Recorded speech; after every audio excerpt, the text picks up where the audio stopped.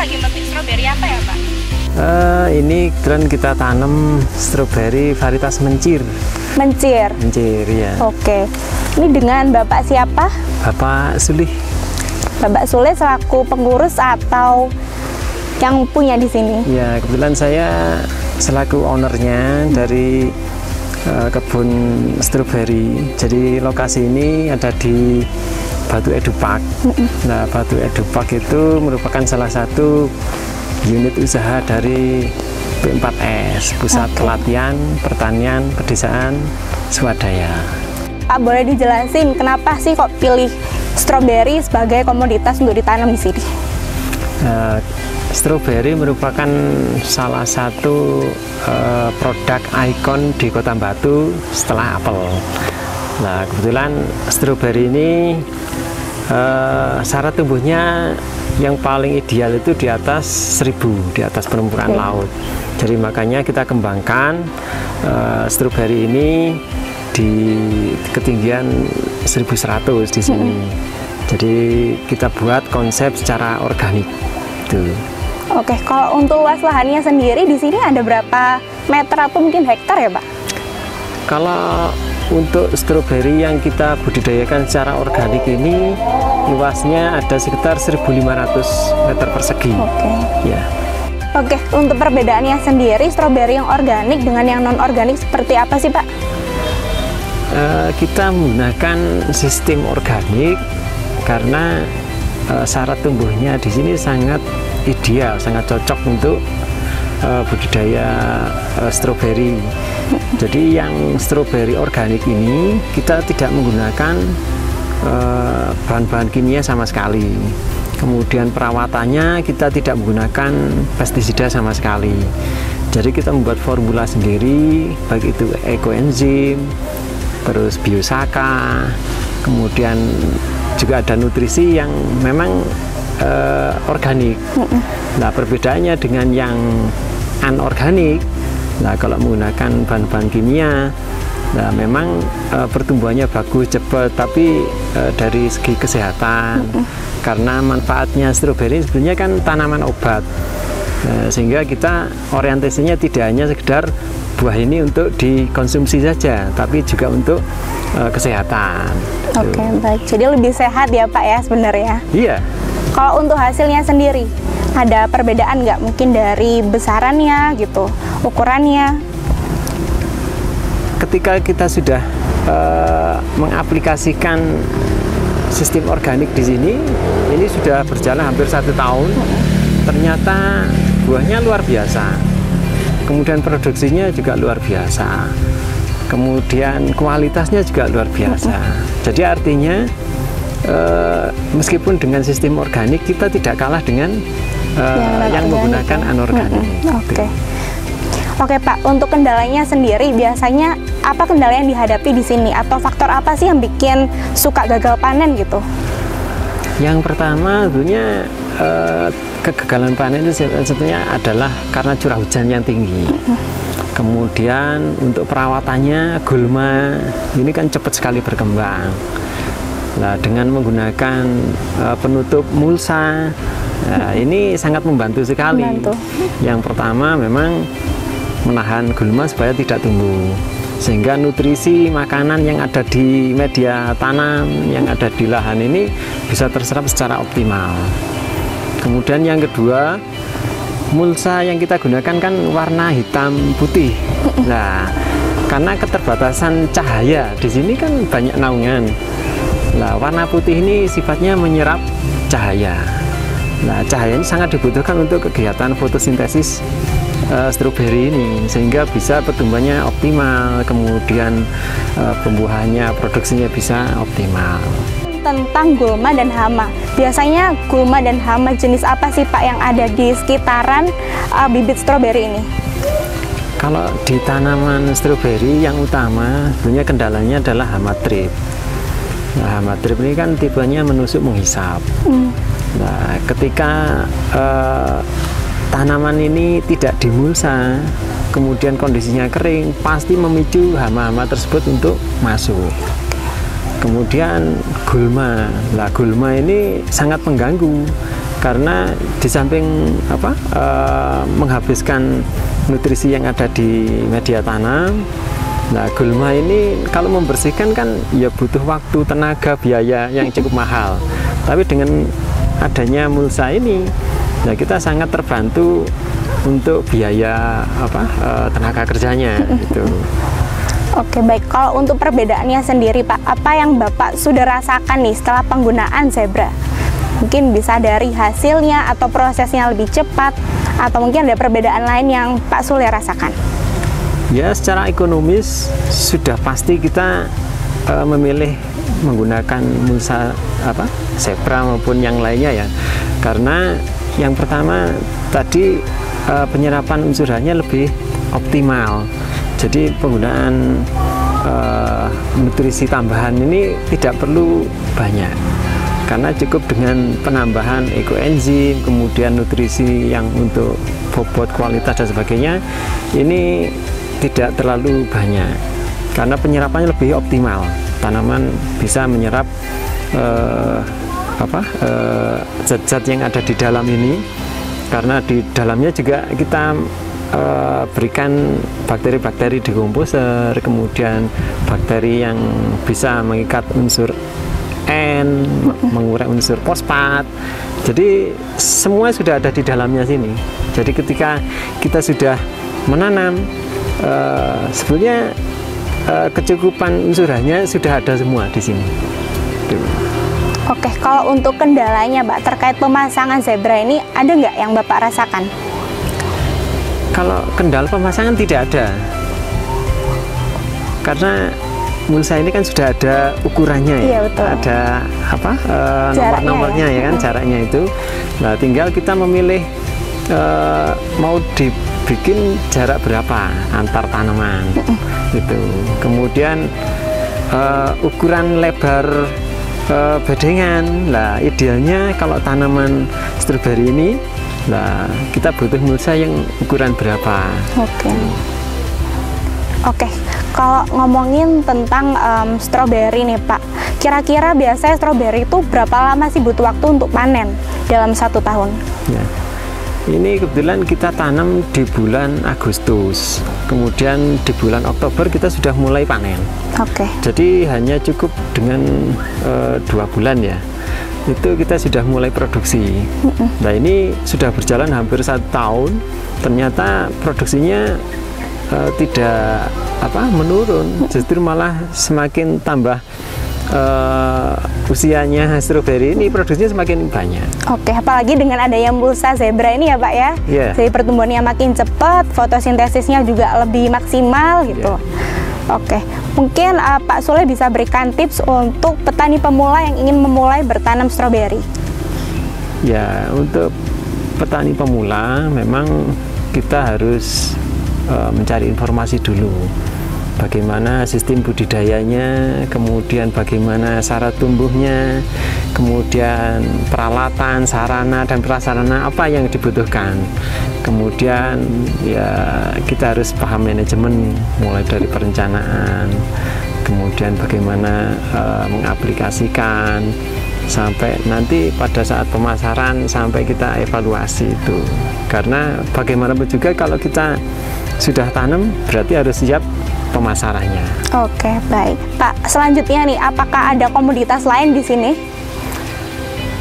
Ini kan proyek kita yang pertama. Jadi untuk kawasan organik yang kita ciptakan di kawasan Batu Edu Park. Nah, nanti pengembangan yang kedua kita ada sayuran organik. Nah, kebetulan tanggal 10 Juni kemarin kita mengawali tanam brokoli organik. Oke, barusan ini Pak ya? Ya, barusan. Okay. Nah, nanti kedepannya juga kita tambahin lagi kubis merah, bit, dan sebagainya. Oke, mungkin Pak Sule boleh ajak saya jalan-jalan ke sana? Monggo, silakan. Ayo, boleh Pak. Wah, menarik nih. Kalau boleh tahu ini apa ya Pak namanya? Oh, ini mulsa yang kita gunakan sebagai sungkup penutup tanaman supaya terhindar dari langsung air hujan. Karena kalau stroberi langsung kena air hujan pasti akan busuk. Nah, kemudian tanaman ini tidak bisa berkembang dengan sempurna, bunganya tidak jadi. Jadi ini penting sekali untuk menahan air hujan ya, Pak ya. Oke, baik. Ini juga produk dari PT KTG Indonesia ya, teman-teman. Ya. Oh, ini cara pakainya tinggal ditutup aja gitu, Pak ya? Iya, tinggal ditutup aja. Oke. Nah, air hujan sudah tidak masuk ke tanaman. Oke. Oke, Pak, ini sekarang kita sudah ada di kebun brokoli ya. Kalau boleh tahu nih, kenapa sih akhirnya Bapak memilih brokoli sebagai komoditas lainnya untuk ditanam selain stroberi nih? Ya, karena brokoli merupakan salah satu komoditas yang syarat tumbuhnya salah satunya adalah di highland, di dataran tinggi. Jadi paling ideal itu ketinggian di atas 1000 juga seperti stroberi. Kemudian secara ekonomis harganya ini lebih bagus daripada sayuran yang lain karena tidak semua tempat bisa ditanami brokoli. Oke, kalau proses penanamannya sendiri, Pak, apakah ada kesulitan yang Bapak rasakan?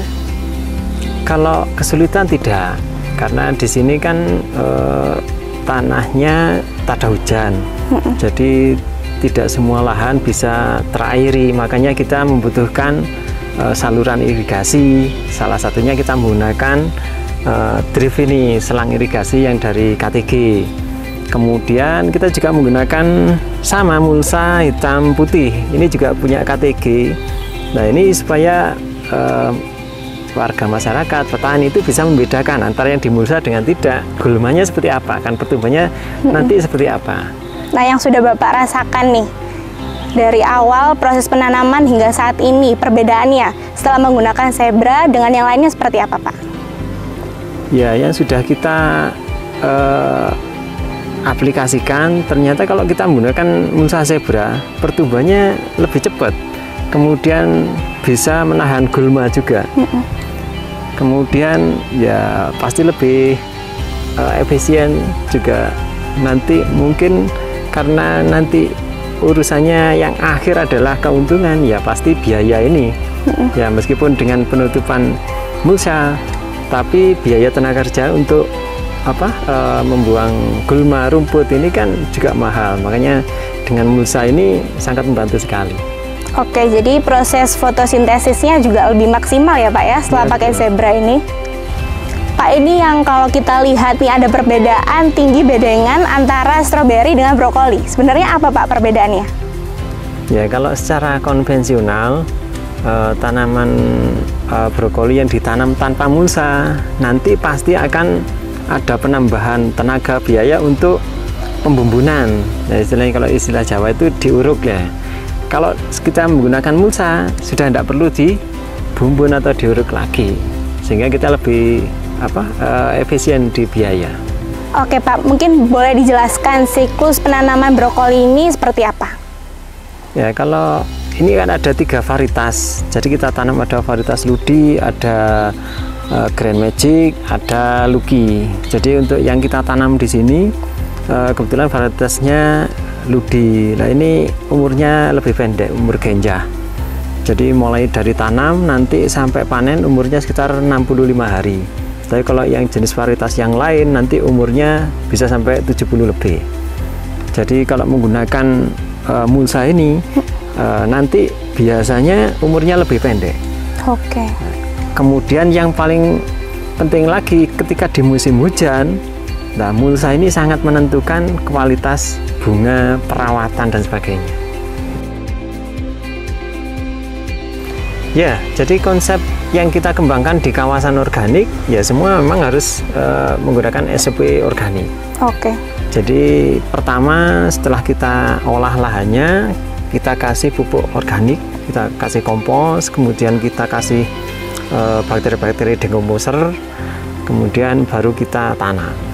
Kalau untuk perbedaan perawatannya sendiri, Pak, antara organik dan anorganik itu seperti apa sih? Kalau menggunakan organik memang kita punya sistem sendiri. Jadi sistem perawatannya kita menggunakan bahan-bahan yang dari agen-agen hayati. Jadi pengendalian hama, pengendalian penyakitnya itu semua menggunakan agen hayati. Kalau yang anorganik ya pasti menggunakan pestisida, kemudian nutrisinya pakai pupuk kimia. Nah, kita di sini sudah menggunakan kompos, itu sudah cukup. Kemudian nanti kita tambahin nutrisi dari ekoenzim, itu sudah cukup. Oke Pak Sule, mungkin boleh dijelaskan mengapa pilih metode organik sebagai metode penanaman tanaman yang ada di sini? Ya, jadi latar belakangnya karena kita ini kan sudah banyak menggunakan bahan-bahan kimia, pestisida yang tidak ramah lingkungan. Nah, kalau kita tidak memulai, kapan lagi, siapa yang memulainya? Maka akhirnya ya kita coba menggunakan sistem organik ini di tanaman stroberi. Nah, kenapa stroberi kita buat konsep secara organik? Karena stroberi ini kan yang dimakan buahnya tanpa dikupas dan langsung dikonsumsi. Ketika tanaman stroberi habis disemprot, kemudian langsung dimakan tanpa dicuci atau dikupas kulitnya kan, kalau stroberi, nah ini akan membahayakan secara kesehatan. Nah, makanya kita berupaya semaksimal mungkin merubah pola ini. Di samping orientasi secara organik arahnya untuk kesehatan, juga secara ekonomis. Karena secara konvensional, misalnya harga stroberi ini dari tingkat petani harganya 30.000, nah kita bisa menjual yang dengan sistem organik bisa 80.000 sampai 100.000 per kilonya. Wah, menarik ya Pak pembahasan soal organik. Mungkin buat teman-teman nih yang mau belajar tentang metode penanaman organik, bisa kemana nih Pak? Ya, kebetulan kita di sini kan membuat satu lembaga namanya P4S, Pusat Pelatihan Pertanian Pedesaan Swadaya. Jadi di tempat kita ini kita menyiapkan sarana dan prasarana untuk siapapun yang ingin belajar di tempat kita, baik itu budidaya stroberi, sayuran dan sebagainya, baik itu secara konsep organik maupun organik. Nah, kemudian di Batu Edupak ini sebagai salah satu tempat laboratorium untuk praktikum, tidak hanya teori saja tapi langsung praktek. Bisa praktek di sini, oke.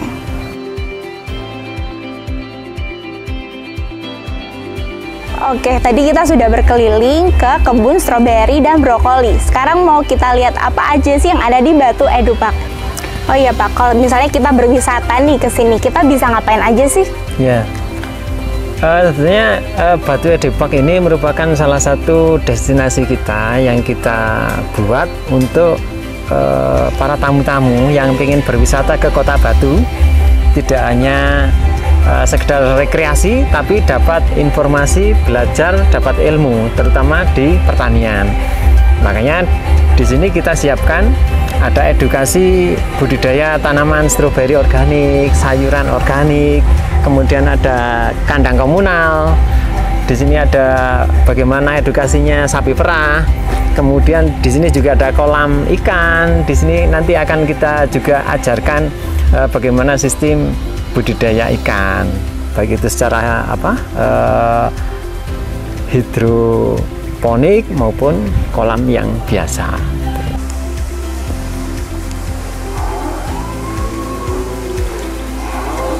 Nah, kawan KTG, selain kita bisa belajar bertani di sini, kita juga bisa menikmati hasil kebun yang ada di sini. Ini dia contohnya. Ternyata buah-buah organik ini juga gak kalah manis loh. Zebra hitam putih, tanaman lebih sehat, panen lebih cepat, hasil berkali lipat.